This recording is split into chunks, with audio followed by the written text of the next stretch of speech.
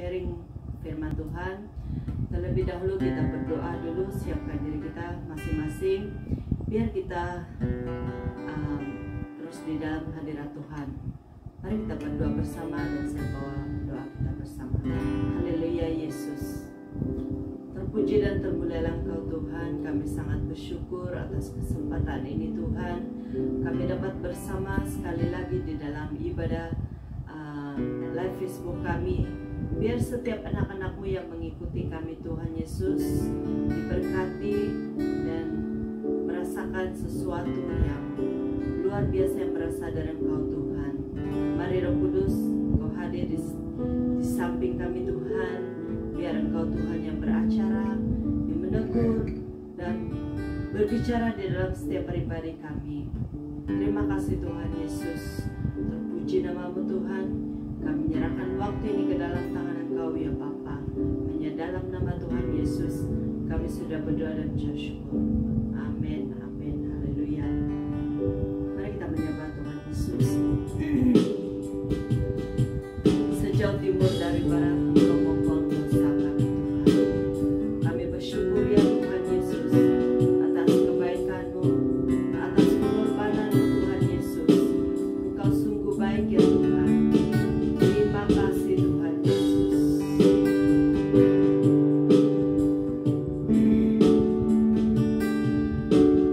Jauh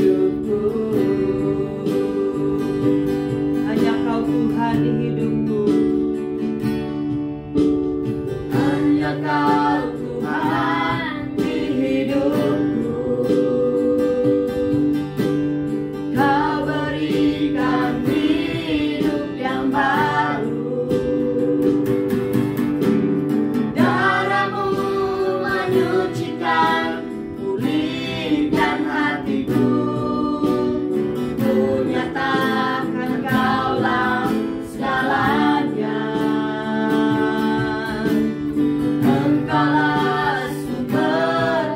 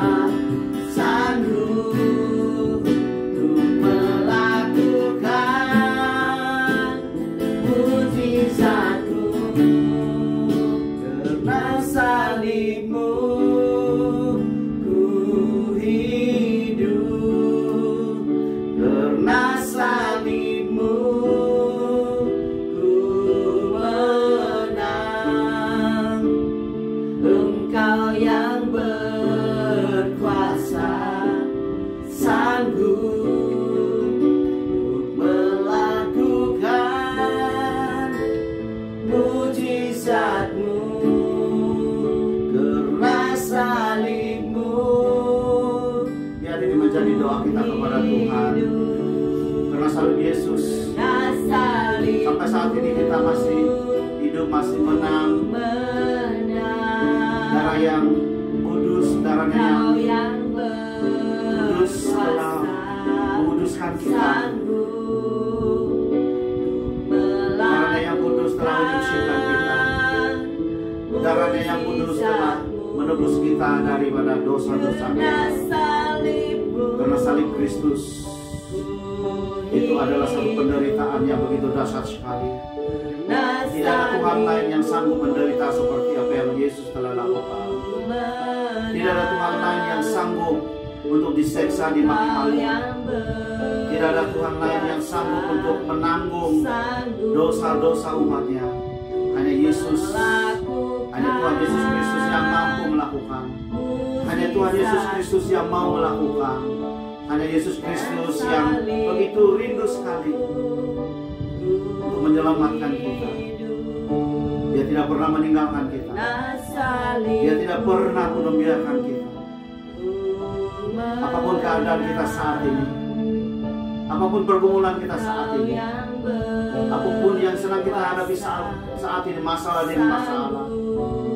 Kadang-kadang seolah-olah jalan kita sudah tertutup, tidak ada jalan lagi. Semua pintu sudah tertutup. Tetapi Tuhan itu akan membuat jalan, membuat pintu yang baru bagi. Karena salibnya itu yang berkuasa untuk menakluk segala kejahatan kenajisan kita. Karena salibnya itu yang telah menebus kita, membeli kita, malah menyelamatkan kita daripada dosa, menyelamatkan kita daripada api neraka. Karena salib Yesus itulah yang memampukan kita sampai saat ini, walaupun berbagai masalah yang kita hadapi, kita masih mampu tersenyum, kita masih ada sukacita, kita masih ada damai sejahtera, karena Yesus yang memampukan kita. Terima kasih Yesus atas penyaliban. Terima kasih Yesus atas penderitaan-Mu. Terima kasih Tuhan Yesus, Engkau sanggup melakukan segala hal hanya karena kasih-Mu bagi kami, hanya karena Engkau mengasihi kami, hanya karena Engkau begitu mencintai kami Tuhan. Dan hari ini kami bebas daripada dosa-dosa kami. Kami sudah bebas daripada segala kenajisan kami. Kami sudah dikuduskan dan disucikan oleh darah Yesus. Kami sudah ditebus oleh darah anak domba Allah yang mahal yang tidak bercela. Engkau sanggup, Engkau sanggup, Engkau sanggup melakukan mujizat. Mujizat di dalam keluarga kami yang pincang. Mujizat di dalam keluarga kami yang ada pergumulan, ada masalah. Engkau melakukan mujizat di dalam keluarga kami yang begitu banyak sekali kepincangan. Engkau melakukan banyak mujizat Tuhan di dalam pekerjaan kami.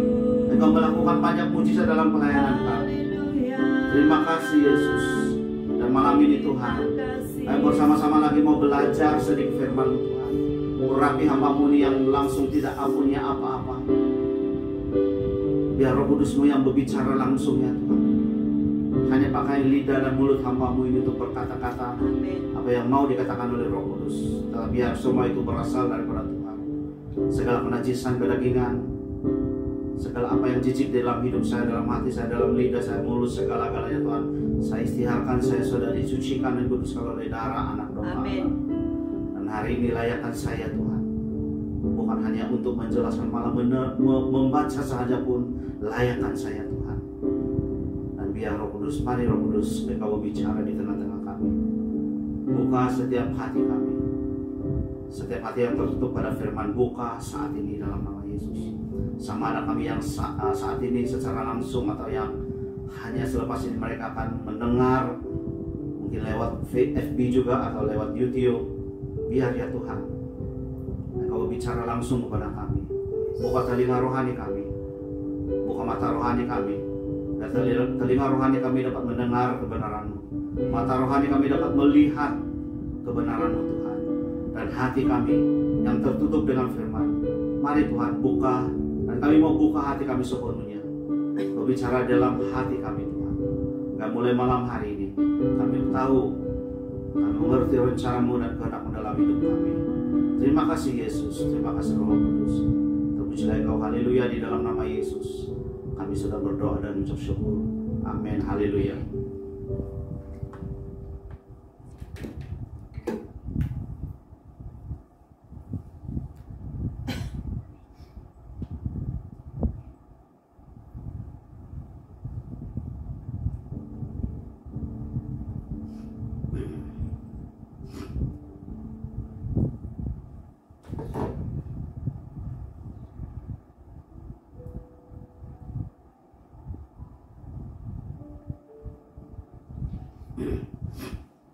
Nah, selamat malam semua. Puji Tuhan kita dapat bertemu kembali malam hari ini.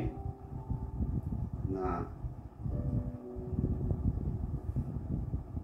minggu lepas seperti yang kita tahu, kita tidak ada. Saya terlibat di dalam pelayanan doa Gunung Murud, dan sepanjang minggu itu kami terlibat dalam doa karena seminar dia 3 hari, dari hari Jumat, Sabtu, dan Ahad. Dan begitu luar biasa sekali lah pekerjaan Tuhan, dan apa yang Tuhan pulihkan. Saya percaya waktu itu bila kira chatroom dibuka untuk siapa yang ada kerinduan atau mau ada sesuatu yang mereka mau untuk Tuhan pulihkan, dan dalam 2000 lebih orang yang setiap malam mengikuti di Zoom, ratusan di Zoom. Waktu hanya 300 penuh, 300 dan 400 dibuka, 400 penuh full, dan dekat 2000 di YouTube, dan 2000 lebih orang setiap malam yang mengikuti seminar ini, konferensi ini. Dan malam yang terakhir yaitu malam Sabtu,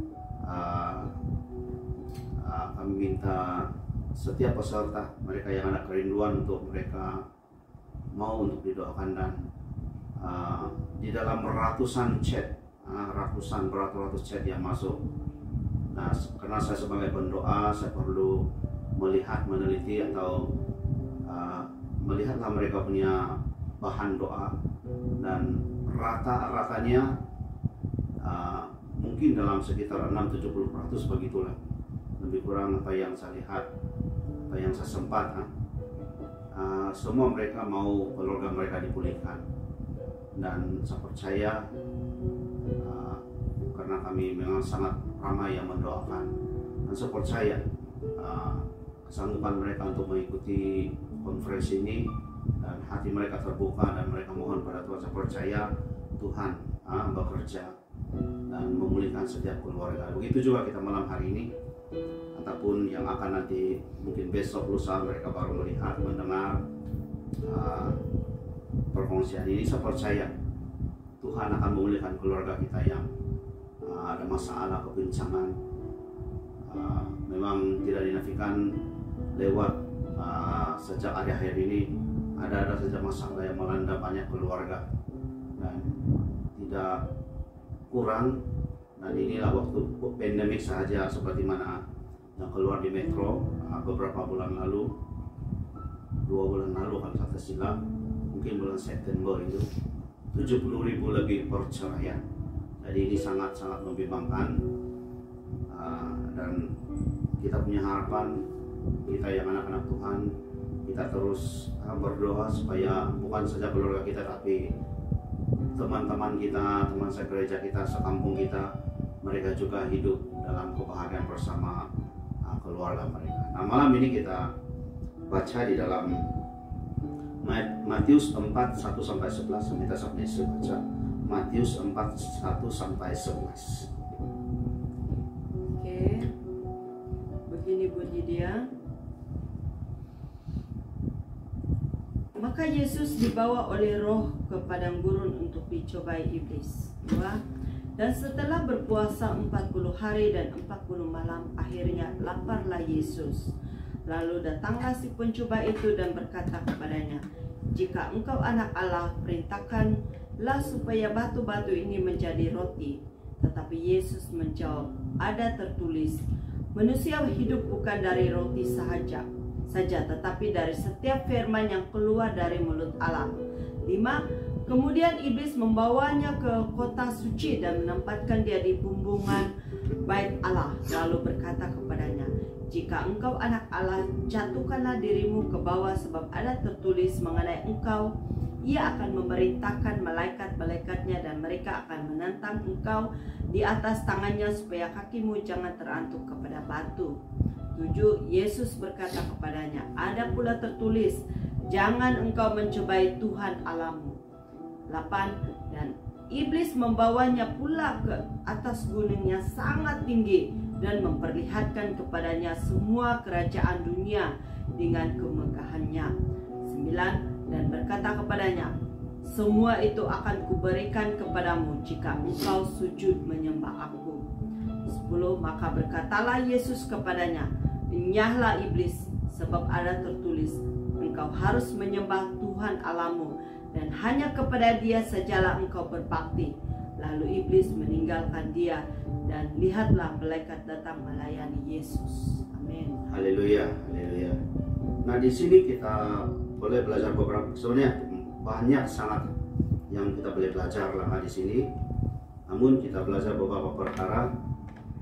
Nah, ini cerita dia setelah Yesus berpuasa 40 hari 40 malam, dia dibawa oleh roh untuk dicobai oleh iblis. Nah, kita mungkin sudah selalu mendengar lah ini ya, selalu kita sudah mendengar akan firman ini, berbagai-bagai penjelasan. Nah, malam ini kita mau belajar cara-cara iblis untuk menjatuhkan kita, dan apa yang dia pakai dengan Yesus, cara yang dia pakai untuk menjatuhkan Yesus. Saya tidak heran dan saya sangat percaya lah, sebenarnya bukan tidak heran saja, tapi saya sangat percaya teknik itu juga akan dipakai kepada kita manusia biasa. Kalau dia tidak berjaya untuk menjatuhkan Yesus, kalau kita sebagai manusia, kalau kita tidak melihat atau memenang kepada Yesus, kita boleh jatuh. Dan jangan kita heran karena iblis, pekerjaan iblis itu ialah untuk menjatuhkan kita, supaya dia banyak geng. Tujuan dia ialah, iblis ada itu adalah dia bukan untuk membawa kita kepada surga ya, ingat itu, ke neraka. Jadi segala atau dalam 24 jam saya tidak pernah mendengar iblis tertidur. Saya tidak pernah terdengar iblis penat dan dia berehat sebentar. Saya tidak pernah dengar pula iblis dia kelaparan dan cari makan dulu, cari makan yang betul-betul makanan. Tapi dia punya makanan ialah manusia, dosa-dosa kita dia punya makanan. Saya tidak pernah dengar lagi iblis kata, "Sudah boring lah ini, tak mau lah ini orang." Tapi dia berusaha. Sedangkan Yesus di dalam firman ini saja beberapa kali dia dicobai dengan berbagai-bagai keadaan. Seperti mana juga Ayub yang kita selalu dengar, kita belajar bagaimana dia dicoba, dijatuhkan, coba untuk dijatuhkan oleh iblis dengan kematian 6 orang anak. Semua harta benda dia habis, termasuk ternakan-ternakan semua, dan itu adalah kerja dia. Daripada kejadian lagi, dia punya kerja pun menjatuhkan Adam dan Hawa.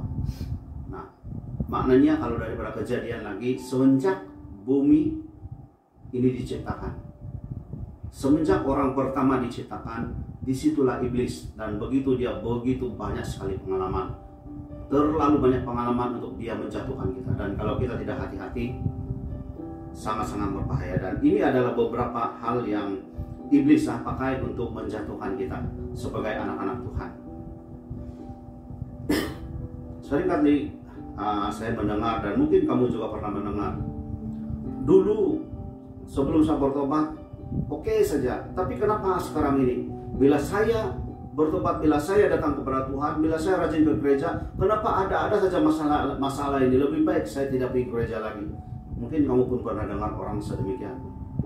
Mereka, waktu mereka masih lagi tidak di dalam Tuhan, seolah-olah semuanya oke. Memang semua oke, sebab buat apa iblis mau kacau kita? Sebab dia sudah di pihak kita. Tapi saat kita di pihak Tuhan, iblis akan cari setiap kelemahan, titik kelemahan kita.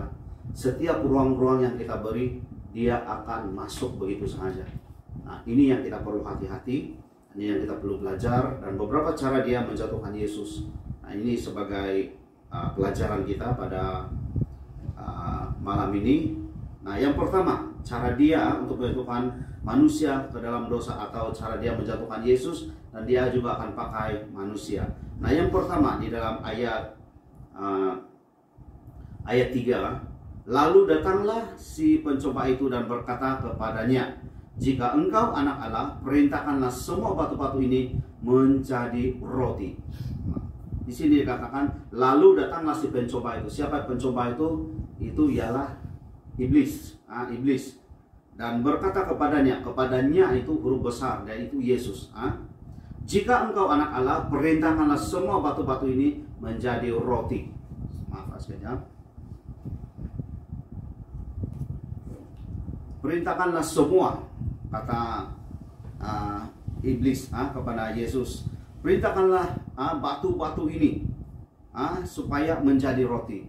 Nah, kalau secara pribadi lah, kalau tanya saya, kalau sesuatu yang saya boleh lakukan, contohnya, contoh yang paling simpel lah, contoh, nah pandulah basikal ini. Nah, kalau saya secara pribadi, secara manusia, saya akan pandu basikal itu. So, saya tahu memandu, saya tahu untuk menunggang basikal atau motosikal, saya tahu menunggang. Jadi saya dicabar, saya pasti akan tunggang atau menunggangnya lah, moto ataupun basikal contoh. Nah, begitu juga dengan Yesus. Sebenarnya karena Yesus sebenarnya boleh menjadikan batu sebagai roti, dia boleh lakukan itu, tetapi dia tidak buat. Kenapa? Dia tidak lakukan. Dia boleh kan? Dia boleh buat. Sedangkan di sini kata iblis, berkata kepada, jika engkau anak Allah, dia cabar. Hei, kalau kamu betul-betul anak Tuhan, kalau kamu betul-betul anak Tuhan. Nah, ini dia punya cabaran ini. Kalau kamu betul-betul anak Tuhan, jadikanlah batu ini, semua batu ini menjadi roti. Nah, Yesus tidak mengikut cakap iblis, walaupun dia dicabar. Nah, masalah manusia sekarang, belum lagi dicabar, dia sudah lakukan. Nah, salah satu contoh yang selalu kita mungkin dengar juga, atau mungkin kadang-kadang ada kita yang terlibat. Nah, contohnya, semua laki-laki berkumpul, bapak-bapak berkumpul kiranya, dan dia cabar begini, dia cabar dia punya kawan. Kamu berani kah? Dia bilang, kamu takut bini? Kalau kamu tidak takut bini, pergi kontak ini, pergi berkenalan dengan di perempuan. Nah, kalau kamu betul-betul berani, kalau kamu betul-betul tidak takut kamu punya bini, kamu pergi, kamu berkenalan dengan dia, kamu tackle ini perempuan. Nah, karena dia tercabar, dia sebab saya mana pernah takut bini, saya tidak takut bini, saya ada tampar dia adalah. Nah, bila dia dicabar, nah di situ dia akan karena kawan-kawannya mencabar dia. Nah, dia akan lakukan karena dia tahu dia boleh lakukan, dia boleh tackle itu perempuan, mungkin siapa itu perempuan lah, itu contoh lah, ini contoh. Nah, tapi sebenarnya ini ada banyak kali berlaku sebegini. Jadi manusia bila dicabar, khususnya lelaki dia punya keegoan tercabar. Dan kadang-kadang juga macam seorang wanita bila bergaduh dan dia cakap, saya mau bunuh diri. Kalau kamu contohnya dia cakap dengan suami dia, kalau kamu begini lebih baik saya bunuh diri. Nah, suami dia kata bunuh dirilah. Nah, ini semua karena cabaran. Dan betul-betul kadang-kadang mungkin kita pernah mendengar juga karena pergaduhan, ada yang terjun di tingkat 10 lah, 20 lah, ada yang minum racun karena dicabar. Nah, ini sebenarnya cara iblis. Dan karena kita tidak nampak iblis, dia akan pakai suami kita, atau pakai istri kita, atau pakai anak-anak kita untuk mencabar kita, pakai teman-teman atau kawan-kawan kita di sekeliling, dan dia cabar kita. Oi, kalau kamu begini betul-betul kamu kamu ini anak jantan, atau kamu benar-benar anak laki-laki, atau kalau kamu tidak takut bini kamu, buat ini, buat itu, buat ini, atau ikut kami ke sana, ikut kami ke situ. Dan karena kita dicabar, kita akan mengikuti apa kata mereka. Tetapi ini yang kita belajar bagi Yesus. Dia tidak dapat dicabar oleh iblis. Sebenarnya kalau dia lakukan, dia bukan tidak boleh buat roti menjadi batu, batu menjadi roti. Dia boleh buat itu. Tetapi kalau dia ikut telunjuk iblis, waktu itu saat itu dia lakukan apa yang iblis suruh, sebenarnya dia sedang mengikuti apa kata iblis. Dia mengikuti apa kata iblis. Dia mengikuti apa yang iblis suruh. Jadi secara tidak langsung ya sebenarnya dia adalah suruhan iblis. Yesus boleh lakukan itu sebenarnya. Yesus boleh lakukan, bukan hanya batu, apapun. Kalau dia mau jadikan, sedangkan 5.000 orang dengan beberapa ekor ikan dan beberapa keping roti, dia boleh mengenyangkan semua orang. Itu hanya lelaki saja tahu, kalau tidak termasuk perempuan dan kanak-kanak. Jadi dianggarkan dalam pentafsiran, dianggarkan dalam 15.000 orang. Dan 5 roti 2 ikan, begitu boleh dikenyangkan sehingga 12 bakul yang tinggal. Bayangkan itu pun boleh Yesus lakukan. Batu atau besi atau apapun, Yesus boleh tukar menjadi makanan kalau dia mau. Bagaimana umat-umat Israel waktu mereka keluar daripada Mesir dan berkeliling di keliling 40 tahun lamanya. Nah, apa yang Tuhan lakukan waktu mereka di padang gurun itu kan?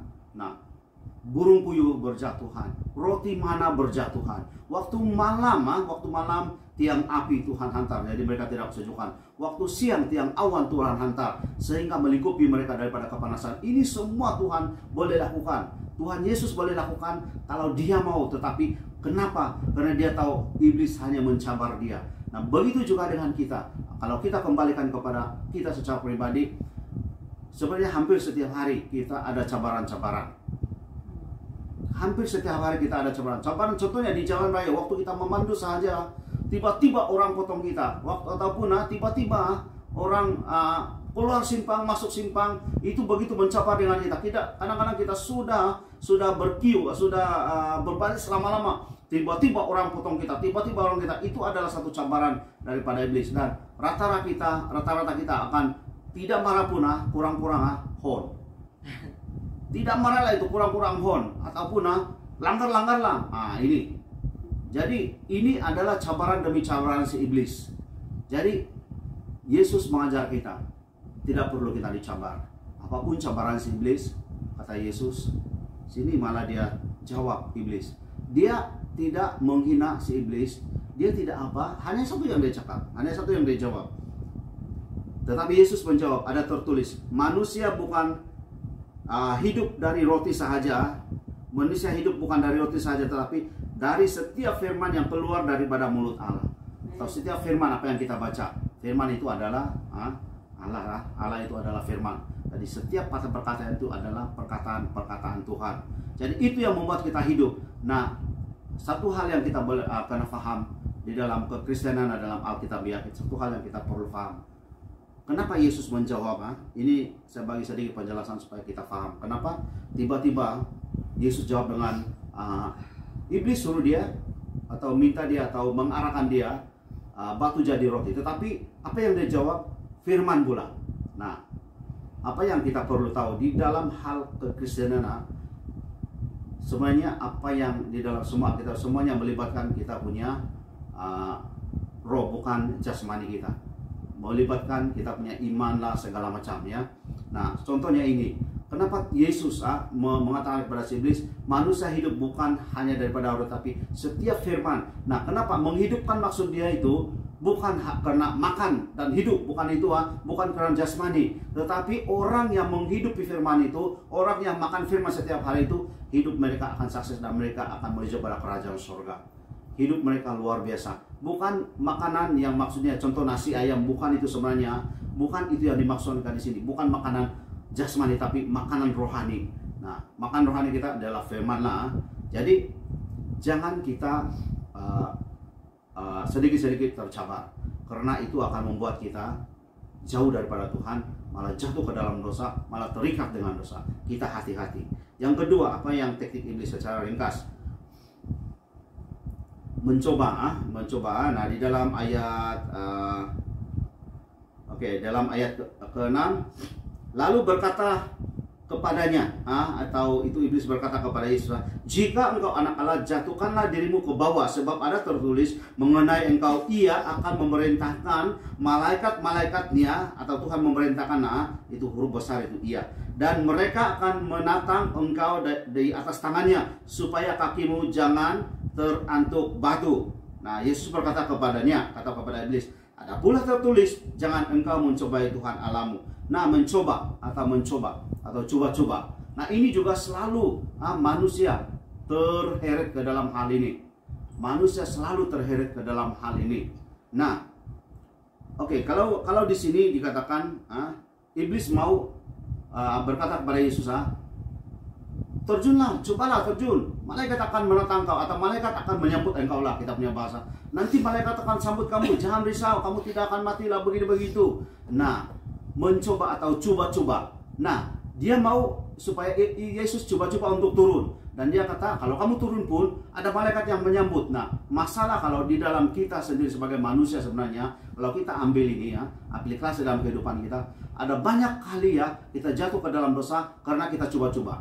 Oh, saya Kristen tak apa, nanti ada Tuhan yang tolong. Tetapi itu kita sudah tahu itu dosa. Nah, ataupun kami pernah banyak kali lah sebenarnya ini hal dalam kecurangan. Nah, bila kami tanya kenapa suami dia boleh sampai ke begitu, nah mula-mula dia coba-coba hanya SMS main-main, SMS sudah main-main dengan perempuan, atau itu perempuan dengan tuh lelaki, sama 2 kali 5 sebenarnya. Karena dia SMS itu perempuan pun jawab. Mula-mula mereka bukan mau cinta-cinta, bukan mau bercurang, bukan. Mereka hanya mau coba-coba, tetapi lama-kelamaan akan ditarik oleh rasa cinta itu. Nah, ini yang sangat berbahaya. Nah, kita sudah tahu itu salah, kita sudah tahu itu dosa, kita sudah tahu ini akan mengheret kita. Kita mau coba-coba juga. Tak apa, saya kuat, saya anak Tuhan, saya tak apa, saya ini pastor, tak apa, saya pimpin gereja, saya hanya SMS saja, tak apa mah, bukan juga apa. Tapi kita tidak tahu kita sedang diheret oleh iblis kepada dosa itu, sehingga satu hari nanti kita sudah mau susah untuk melepaskan. Kami pernah dengar suami dia bagi tahu dia punya istri, bagi saya masa saya susah untuk melupakan ini perempuan, sebab sudah 3 tahun kalau tak silap itu mereka bagi tahu, sudah 3 tahun saya bercinta dengan ini perempuan, kata si suami kepada si istri. Jadi bagi saya masa untuk melupakan perempuan ini. Nah, bukan senang untuk kita lepaskan diri. Jadi apa yang kita boleh belajar daripada Yesus, tidak perlu coba-coba. Kalau sudah tahu itu kita akan jatuh dan kita akan cedera, tak perlu coba-coba. Sedangkan Yesus yang dia tahu, memang dia tahu kalau Yesus terjun, pertama dia tidak akan mati, tidak ada apa-apa karena dia Tuhan. Yang kedua, kalau dia terjatuh pun atau tidak, dia tidak boleh selamat diri sendiri. Malaikat akan menyelamatkan dia, malaikat akan menatang atau menyambut dia. Apa dia mau perlu takut? Tetapi karena dia tahu, tidak perlu coba-coba. Dia mau ajar kita di sini supaya kalau kita sudah tahu itu salah, sudah tahu itu kita akan mengheret kita semakin hari semakin mengheret kita kepada kesalahan, dan kesalahan itu membuahkan dosa. Nah, di situ kita tidak perlu coba-coba. Kalau kita sudah tahu itu salah, tidak perlu coba-coba. Kalau kita sudah tahu itu tidak memberkati kita, kalau kita sudah tahu itu akan membawa kita jatuh ke dalam dosa, kalau kita sudah tahu ini memang tidak boleh, ini sudah dilarang, ini memang dengan jelas-jelas ini akan buat kita akan terikat dengan sesuatu, jangan coba-coba. Yesus sendiri yang Tuhan pun dia tidak perlu coba-coba. Malah dia cakap dengan iblis, jangan engkau mencobai Tuhan Allahmu. Dan kita berkatakan kepada iblis, saya tidak akan dicobai oleh engkau. Kita ada kuasa. Iblis adalah di bawah telapak kaki kita kata firman. Jadi jangan coba-coba. Kalau kita sudah tahu itu salah, kalau kita sudah tahu itu dosa, kalau kita sudah tahu ini memang tidak betul, jangan coba-coba. Karena daripada sedikit-sedikit itu, coba-coba SMS, WhatsApp sikit-sikit, apa mah sikit-sikit, main-main saja, lama-lama akan membuahkan satu cinta yang di luar daripada Tuhan, dan akan membuat keluarga kita sakit hati, menyakitkan hati keluarga, si istri atau si suami. Jadi kalau kita sudah tahu itu salah, pendek kata, jangan coba-coba. Karena satu hari kita tidak boleh lagi kontrol. Satu hari kita akan terikat dan kita akan bagi tahu dengan seperti yang saya katakan tadi, bagi saya masa, karena saya sudah 3 tahun bercinta dengan ini perempuan, dan memang sangat susah untuk lepaskan itu. Tidak dinafikan, memang tidak dinafikan kalau rasa cinta itu sudah masuk ke dalam hati, habis hancur. Malah istri sendiri, anak-anak sendiri pun boleh lupa. Jadi ini yang pengajaran yang kita boleh terima di sini. Jangan coba-coba kalau kita sudah tahu itu dosa, itu salah. Tidak perlu coba, malah kita perlu hindari. Yang ketiga, di dalam ayat ayat yang ke-8, dan iblis membawanya atau membawa Yesus pula ke atas gunung yang sangat tinggi dan memperlihatkan kepadanya semua kerajaan dunia dengan kemegahannya, dan berkata kepadanya, semua itu akan kuberikan kepadamu jika engkau sujud menyembah aku. Nah, di sini kalau kita lihat secara manusiawi, dia bawa Yesus ke tempat yang sangat tinggi dan lihat. Kalau kita, contohnya kalau di Sabah, kalau kita dibawa di Gunung Kinabalu, kita akan boleh melihat hampir keseluruhan seluruh Sabah tahu. Kalau kita di atas Gunung Kinabalu. Dan bayangkan kata iblis, apa yang kamu lihat ini? Contohnya seluruh Sabah ini kepunyaan kamu, kalau kamu sujud menyembah aku. Nah, ini juga selalu membuat orang berdosa, khususnya kita anak-anak Tuhan, yaitu sebenarnya ketamakan. Kita melihat wah sehingga kita lupa diri. Kenapa ramai contohnya dalam ahli-ahli politik? Kenapa bukan semua, hanya segelintir saja? Kenapa ramai mereka yang boleh terlibat dalam rasuah atau dalam satu jabatan? Contohnya macam hari itu di dalam SPRM kita dengar berapa juta itu, berapa puluh juta boleh hilang di dalam yang menjaga di dalam SPRM, tapi sana boleh hilang. Nah, kenapa ini semua boleh terjadi? Senang saja karena ketamakan kita. Kalau Yesus tamak, dan kamu perlu ingat, kita perlu ingat, waktu itu dia dicobai, Yesus belum mati, Yesus belum disalibkan. Jadi kunci itu masih di tangan iblis. Hanya dia setelah meninggal, setelah dia disalibkan, dikuburkan, dan dia bangkit, dan kunci alam maut itu diambil daripada iblis. Ingat itu, itu kita perlu ingat. Jadi apa yang coba mau iblis tawarkan? Apa yang Yesus nampak sekeliling? Dan kata iblis, kalau kamu menyembah aku, kata iblis, ini semua aku berikan padamu. Nah, kita selalu apalagi kita yang ada kepentingan atau kita ada pangkat-pangkat tinggi dimanapun, jabatan-jabatan, selalu banyak yang terlibat atau ramai yang terlibat karena ketamakan mereka jatuh ke dalam rasuah. Bukan semua, hanya segelintir saja. Memang ada yang diakui, kita selalu pun mendengar, dan banyak mereka yang dipenjara karena rasuah. Jadi memang ini ada berlaku. Jadi apa yang memberikan ditawarkan oleh iblis kepada Yesus, yaitu tentang ketamakan sebenarnya. Nah, kita sudah tahu hari ini, malam ini, bahwa ketamakan itu boleh membawa kita jatuh ke dalam dosa, boleh membuat kita terikat dengan dosa. Khususnya kalau ketamakan adalah kalau yang selalu berlaku di negara kita ialah rasuah. Jadi hati-hati supaya kita tidak tamak. Orang tamak selalu rugikan, ini yang kita punya peribahasa. Kita boleh selalu dengar orang tamak selalu rugi dan tidak dinafikan. Dan mereka tamak, mereka sanggup melakukan apa saja. Nah, hati-hati dengan ketamakan. Nah, yang terakhir,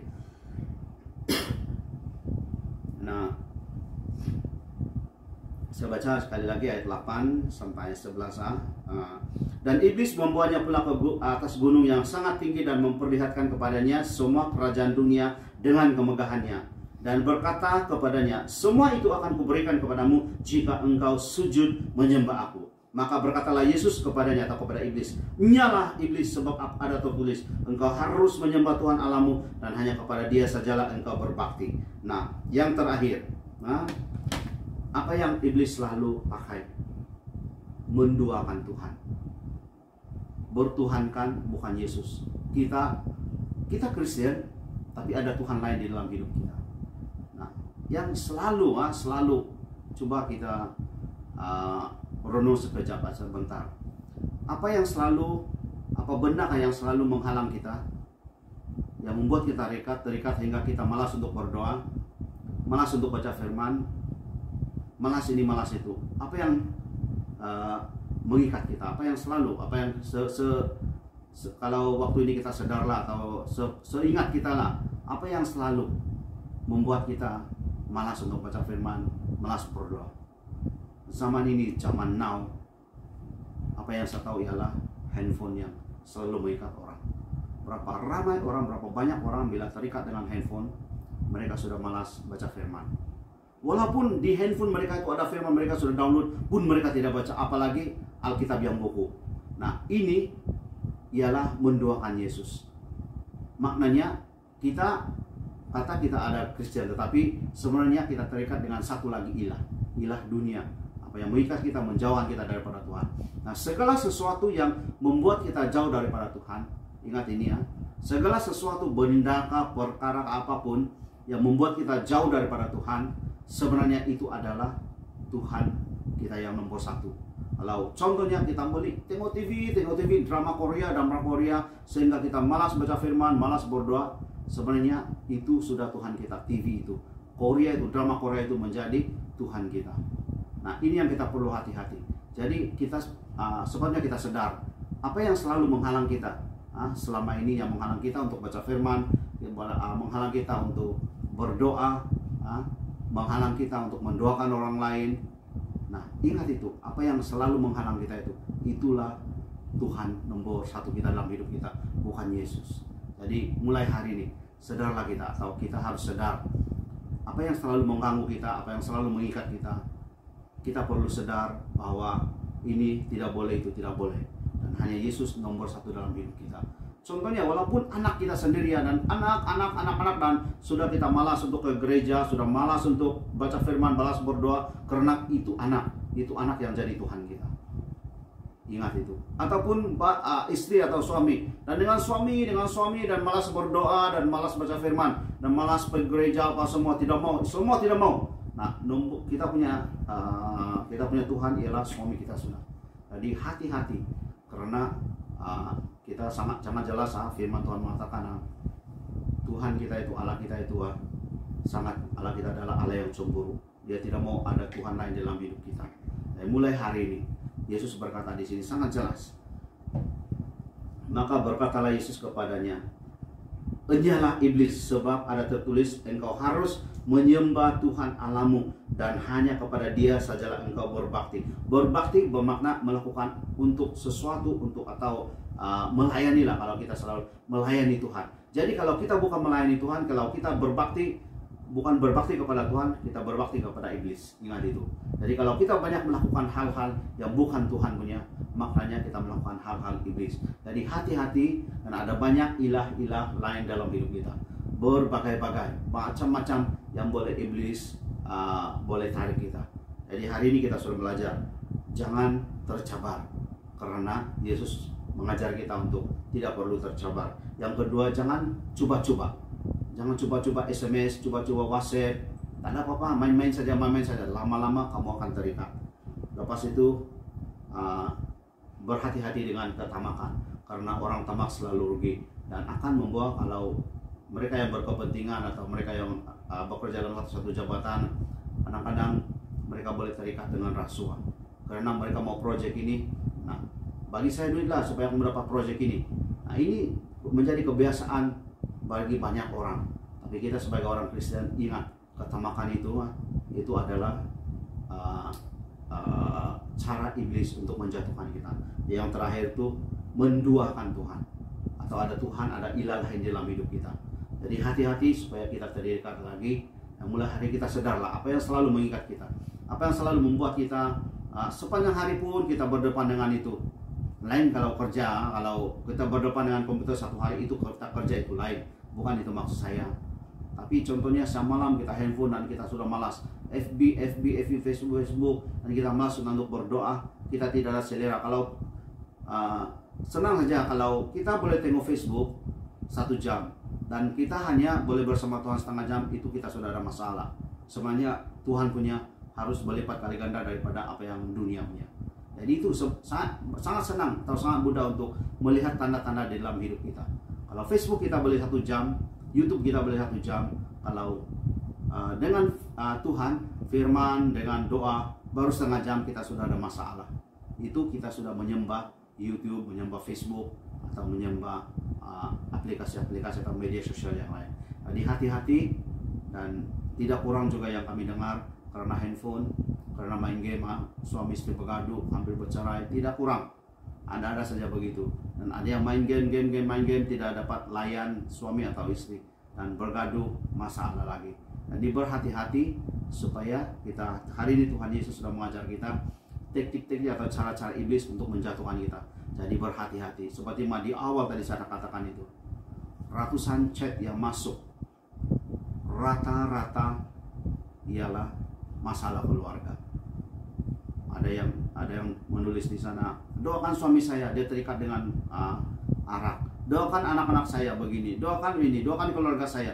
Macam-macam, ada yang cakap macam sudah hilang harapan lah, macam-macam. Saya tengok pun, sangat sedih. Dan saya terpaksa baca dengan cepat sekali. Orang tulis apa, saya kena doakan sebab sebagai pendoa. Doakan ini, oke, doakan ini, dan susah untuk bila kita melihat kita sangat susah hati lah. Mereka sebenarnya mereka tidak mau apa yang terjadi dengan mereka, tapi karena mungkin mereka tidak mengandalkan Tuhan, mereka tidak tahu bagaimana cara untuk mengelak semua itu. Jadi kita yang sudah belajar firman hari ini, itulah cara-cara iblis, beberapa cara-cara iblis yang menjatuhkan kita, yang mau menghancurkan rumah tangga kita, kehidupan kekristenan kita tanpa kita disadari. Tapi hari ini, malam ini kita sudah belajar. Saya percaya kita sudah tahu teknik-teknik iblis, dan saya percaya mulai hari ini kita akan kuat, kita tidak akan jatuh lagi. Ataupun jatuh, kalau jatuh pun kita akan cepat-cepat bangkit, karena kita tahu Tuhan mengasihi kita. Haleluya, puji Tuhan, haleluya.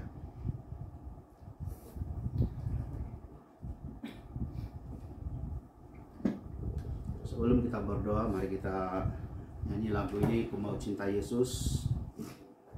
Nah, Tuhan sangat rindu dengan kita supaya apapun yang terjadi, khususnya kalau di dalam keluarga kita pun, kita tetap mencintai Yesus. Serahkan kehidupan kita secara pribadi, serahkan masalah kita kepada Yesus. Kita mau tetap mencintai Yesus selamanya. Apapun badai yang dan silih yang badai dan masalah yang silih berganti dalam kehidupan kita, biar kita tetap mencintai Yesus, karena Yesus begitu rindu sekali melihat keluarga kita bahagia. Haleluya, haleluya. Ku cinta Yesus selamanya, ku mau cinta Yesus selamanya. Meskipun badai silih berganti dalam hidupku, ku tetap cinta Yesus selamanya. Ku mau cinta Yesus selamanya. Ku mau cinta Yesus selamanya. Meskipun badai silih berganti dalam hidupku, ku tetap cinta Yesus selamanya. Ya Aba, ya Aba, Bapa, ini aku anakmu, layakkanlah seluruh hidupku. Ya Aba, Bapa, ini aku anakmu, pakailah sesuai dengan